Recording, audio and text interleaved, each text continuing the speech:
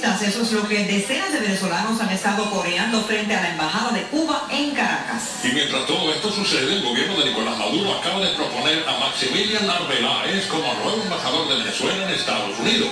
Y aquí en Estados Unidos la preocupación por la crisis en Venezuela ha llevado a un congresista cubanoamericano de la Florida a plantear la necesidad de proteger a venezolanos que huyen de la violencia. Sandra Pibes nos cuenta en el siguiente reportaje lo que tiene en mente Joe García.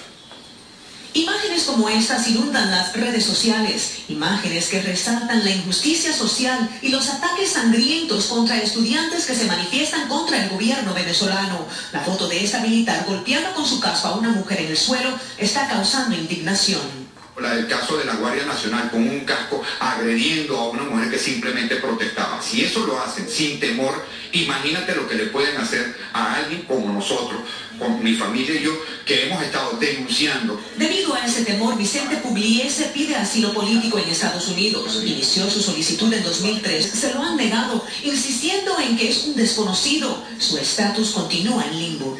Escribimos esta carta precisa. El congresista Joe García envió una carta al presidente Barack Obama pidiendo que se agilice el proceso migratorio para venezolanos como Pugliese. Asilos no resueltos, deportaciones paradas, y ahora sabemos que estas personas no pueden regresar a su país. Y lo que pienso es que después de tanto tiempo entre nosotros ha llegado el momento que la administración debe dar guía clara. Yo quiero diálogo con los Estados Unidos porque quiero paz, respeto, relaciones entre iguales con Estados Unidos. Y yo invito a la oposición que me acompañe en eso, ¿ves?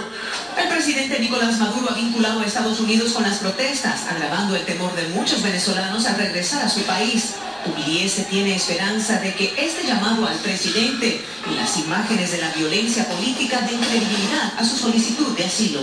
Veremos cuál es la reacción de la Casa Blanca, que hasta el momento no ha sido enérgica. De hecho, hoy el Departamento de Estado ordenó la deportación de 3 diplomáticos consulares en respuesta a una medida similar adoptada por ese gobierno la semana pasada. Sandra Pibes, Noticias 23, Univisión. Y los expulsados de la Embajada de Venezuela